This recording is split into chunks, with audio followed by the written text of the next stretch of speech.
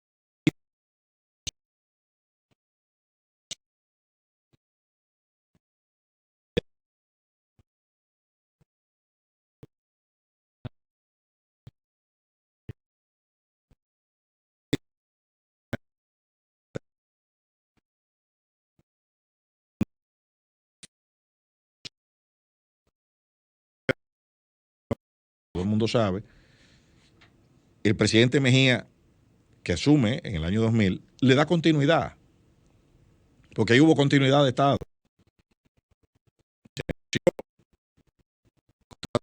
Para hacer esa autopista costaba unos 130 millones de dólares. Ahí están todas las tablas, toda la tabla de cuáles eran. Esos archivos son públicos, no están en internet, lo pueden leer. Ingresos mínimos. No, las obligaciones a las que se comprometía el gobierno dominicano, que era básicamente aportar un 20% del costo de la construcción de la autopista, que en ese momento eran unos 131 millones de dólares, y hacer las apropiaciones del lugar, o sea, entregarle básicamente el terreno por donde iba a pasar la autopista. De ese 20%, el gobierno dominicano aportó un 10%, fueron unos 15 millones de dólares. Ahí está la carta de crédito, todo eso es público. Aportó su proporción. ¿Qué sucede? Que las condiciones del país cambiaron en el año 2003, porque hubo una crisis. Justo en el momento de suscribir los financiamientos, explota la crisis local. Eso cambia todo el esquema. Y hubo que salir a buscar financiamiento en unas condiciones desfavorables. Agotado ese trámite, se cambia el contrato para reflejar esas nuevas, porque obviamente si las condiciones del país se deterioran, a los inversionistas hay que darle mayores garantías. Y incluso ese acuerdo entra al sistema MIGA, de garantías multilaterales. Se colocan cláusulas de equilibrio económico en las cuales el contrato había que garantizarlo ante posibles variaciones del esquema impositivo, una serie de contingencias que son consideradas como violaciones al equilibrio económico y que por lo tanto el Estado tenía que remediar en caso de que se produjeran. Se hacen, ¿dónde es que está el problema? En los estudios de tráfico. pero de estimación de tráfico. Esos estudios lo hizo de Louis Berger Group, que no tampoco son consultores internacionales de los más grandes del área, que trabajaban para el Banco Mundial. Entonces, ¿qué podía salir mal ahí? ¿Qué sucede? Que tú tienes que tener... ¿Cuál es la lección de todo esto? Que por más acreditados que sean los expertos, los organismos internacionales, tú tienes que tener un doliente local que supervise las cosas, que vea, pero aquí nosotros tenemos una cuestión de que lo de aquí no sirve, de que nosotros no sabemos nada, de que lo que saben son los otros. Los extranjeros. Entonces, bueno, vienen con un estudio de tráfico, que yo no voy a decir que está mal hecho porque yo no sé de eso. Sí. Yo de eso no sé nada. Pero lo que sí sabemos es que nunca hemos llegado a eso. No hemos llegado a eso, pero probablemente el estudio está bien hecho, pero fue alimentado con variables incorrectas. Sí. ¿Entiendes? Porque es así. Uno no puede decir nada ni que está bien ni que está mal. Lo que yo sé es que probablemente ahí faltó buscar una segunda opinión o una tercera opinión. Y usualmente, como dicen por ahí, la verdad no está en los extremos, sino en el centro. Probablemente era un poco de aquello con esto y se pudo haber logrado algo mejor. Ahora, ¿qué dice ese contrato? Hay un fideicomiso ahí. Eso es un fideicomiso, esa autopista, que lo constituyó el concesionario, autorizado por el Estado Dominicano en ese mismo contrato. Y ese fideicomiso, a su vez, es el operador. Operar esa autopista cuesta $3 millones al año en operación y mantenimiento, según el mismo contrato que el Estado Dominicano firmó. Hay inversionistas que compraron participación. Sí, eso está hecho con las leyes del Estado de Nueva York.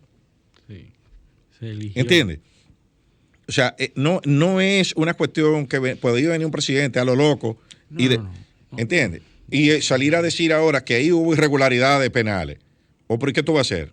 Sí, fue el mismo Estado. Por eso, pero no. ¿Qué tú vas a hacer como Estado? Porque hay un principio jurídico que dice nemo turpitudinem alea acta. Nadie puede prevalecer su propia falta. Si usted como Estado falló, usted no puede ir a alegar su propia falta en un tribunal. Sí, mira, yo fallé y a mí no me conviene. Sí. ¿O por qué es eso? Sí. O sea, usted no puede venir a decir, no, que fulano, que eso es corrupción. No, mentira. O sea, olvídese de eso. Que pudo haber sido así. Yo no estoy diciendo que no, pero que no lo puede alegar. Eso no sirve. Sí.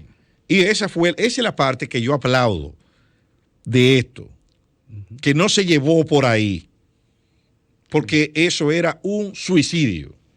Sí, pero ahí viene el populismo de la población de decir, eso es lo que hay que quitárselo. Claro, porque ahí lo llano y lo blanco y negro de la sociedad, claro, hasta ahí es que llega con este y con otros temas. Claro, y lo que decíamos fuera del aire, el problema es que son 150 páginas que tiene esto.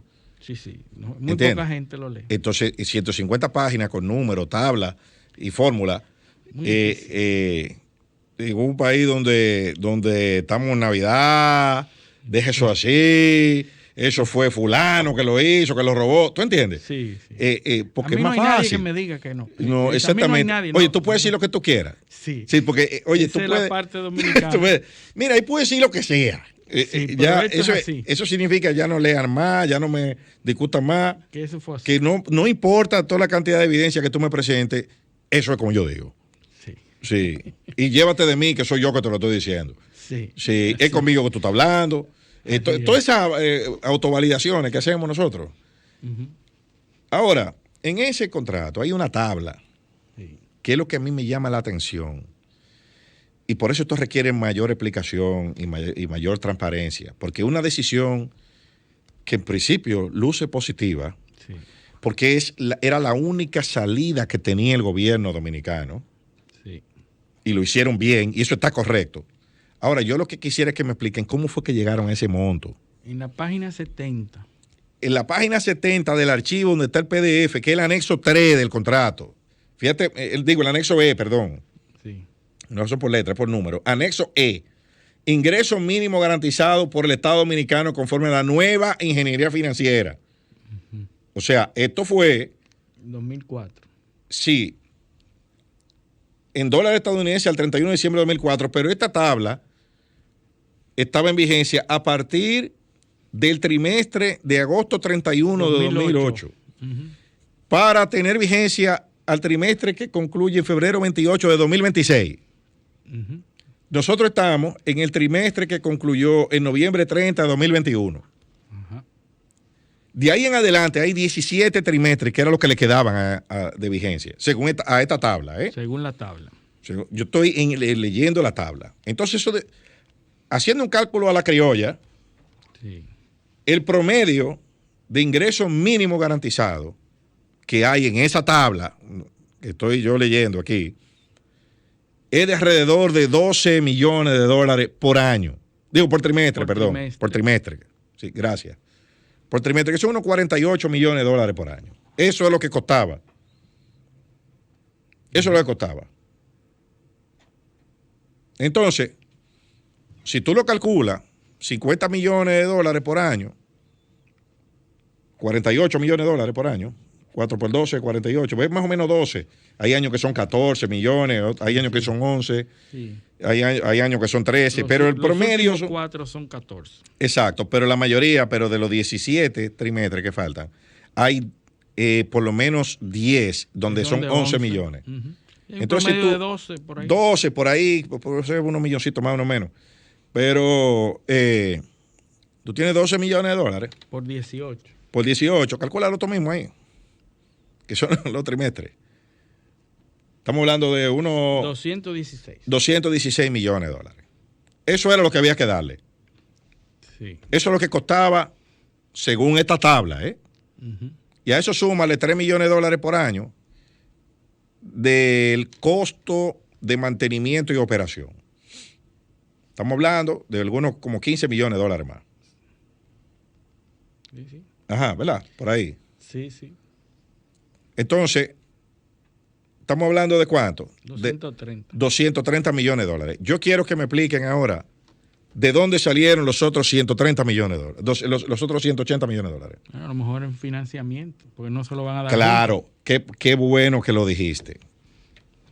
Porque este contrato tiene una previsión de terminación amigable. Y ahí hay unas fórmulas. Hay una fórmula donde, con unos porcentajes de inversión, de compensación, ¿qué fue lo que se hizo? Aquí se salió del contrato de la manera que el contrato establece. Ahora, ¿es una decisión económicamente factible? Habrá que ver. Habrá que ver porque ¿qué hizo el gobierno? Bueno, recuperar la caja, que es el peaje. Que ya anunció que se iba a rebajar. Exacto, tú vas a rebajar el peaje. ¿Qué tú buscas con eso? Bueno, aumentar el tráfico, para que más gente use la autopista. O sea, aumentar tu base de clientela, bajando los precios, es como cuando haces una oferta, un especial. Ahora, ¿significa que el gobierno no va a erogar nada para mantener la autopista? Eso es falso. Sí, pues ahora Eso es falso. Porque tú tienes el mismo déficit. Tú tienes la caja. ¿Qué pasaba? Antes el consorcio operador tenía la caja y había que darle la diferencia. La diferencia y los beneficios del operador. No, había que dar la diferencia de lo que está aquí, del ingreso mínimo garantizado. Tú tienes ingreso mínimo garantizado por un lado. Entonces, él tenía la caja. Dice, mira, yo recaudé 8 millones. Tú me das 3. Si eran 11, ¿verdad? Ahora, ¿qué pasa? Bueno, mira, coge tu caja y tú cobras el peaje. Ahora, tú mis 400 millones de dólares me lo garantizas. Tú me lo vas a dar, a mí no me importa cuánto tú cobres. Eso fue lo que hicieron. Entonces el Estado ahora asume la caja, asume el mantenimiento también, que son 3 millones de dólares de operación y mantenimiento. Y entonces, ¿qué va a haber que buscar una diferencia? Por supuesto, porque el problema sigue siendo el mismo. El problema es que tú no tienes los volúmenes de tráfico. El problema sigue siendo el mismo. Por ahí no van a pasar más carros de lo que están pasando. A menos que esa medida de reducir el 20% aumente un poco. ¿Por qué? Porque el Estado tiene otro criterio. El Estado no tiene que producir dividendos. El Estado lo que va a a tratar de recaudar cuanto lo que se requiera para amortizar su compromiso. ¿Que eso es bueno o es malo? Yo no voy a entrar en esa adquisición. Lo que te puedo decir es que no había muchas más opciones. O se quedaba como estaba, o donde único tú te podías mover era hacer lo que se hizo, a la terminación amigable. Si iban a un proceso, a un proceso, primero, ¿cuál es la violación? Tú tienes que identificar cuál es. Pero eso de decir que, bueno, que en una gaceta, tú te imaginas tú en un tribunal arbitral con unos tenedores de bonos, decir, no, que mire, que un consultor jurídico que había ya hace como 15 años, cambió en una gaceta 3 páginas. Pero, y tú decís, ¿y entonces? ¿Qué tiene que ver? Entonces, así como diría cualquier dominicano, ¿y a mí qué me importa esa vaina? ¿Entiendes? Bueno, pero al final es buena la decisión del gobierno. Es correcto. O sea, es que es lo único que podían hacer. Sí. O se quedaban como estaban. Por eso saludo la decisión. Sí, yo estoy de acuerdo. Un contrato que ha pasado 3 administraciones diferentes. O sea, no es un problema partidario ni de un grupo administrador, ni un grupo de un partido político. Porque eso ha pasado, eso inició en el gobierno de Leonel Fernández, ajá, pasó por el de Hipólito, siguió en el de Leonel de nuevo y siguió en el de Danilo de nuevo. Por supuesto, porque que era factible para señor, los gobiernos duran 4 años. Entonces, ¿para qué tú te vas a depender de $400 millones? ¿Cómo tú vas a financiar eso? ¿De dónde tú lo vas a sacar? Bueno. Tú vas a de la reserva, del cuarto que tú cogiste prestado ya, para eso. O sea, hay que hacer el análisis financiero. Exacto. ¿Dónde está todo eso? Entonces yo pienso que debió haberse publicado parte del reporte, de la evaluación, del levantamiento que hizo el doctor Esquea, que fue el abogado, a un resumen. Claro, hay partes que obviamente iban a perjudicar la negociación, que yo estoy de acuerdo en que no se publiquen, pero por lo menos la justificación teórica y la metodología de cómo fue que llegamos a ese número y por qué. Porque son fondos públicos. Sí. La otra pregunta, ¿eso tiene que ir al Congreso? Porque los otros contratos fueron. Sí. ¿Entiendes? La terminación del contrato, tú dices. Sí, claro, porque ahí hay una erogación de fondos públicos. Ahora tú vas a comprar. Bueno. O sea, ahora tú estás comprando una... No, si se hizo bajo los términos que dice el contrato, ya pasó. Precisamente. Ya pasó. Tú ves por qué es importante lo que dijimos ahorita. Se terminó el contrato. No, se cumplió el contrato. Sí. No es lo mismo. Ya ese contrato no tiene que ir al Congreso porque se hizo bajo porque se había normas. Aprobado. Exacto. Tú ves, entonces, que no fue que lo rompió, hemos desprendido. No. Usted ejerció una cláusula que había en el mismo contrato. Sí. Y por eso que usted está pagando. Por eso es lo importante del manejo de las narrativas. Porque ese tipo de cosas que pueden ser positivas para el país, terminan siendo un boomerang. Porque por el manejo incorrecto que se le da. No todos, yo estoy de acuerdo con que los gobiernos le hablan a las masas, pero no todo el mundo forma parte de la misma masa. A algún grupo tú tienes que hablarle porque aquí hay gente que entiende. Sí. O sea, que no son muchos, que no son muchos. Y algunos, y tú sabes que algunos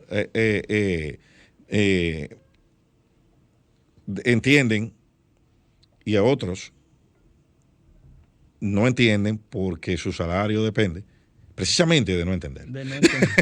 Así que vamos a la pausa, que ya tenemos a nuestro invitado aquí en el círculo de espera. Ya nos hicieron señas al bullpen que el pitcher está caliente. Y vamos a la pausa. Esto es Paneo Semanal, no le cambien. Paneo.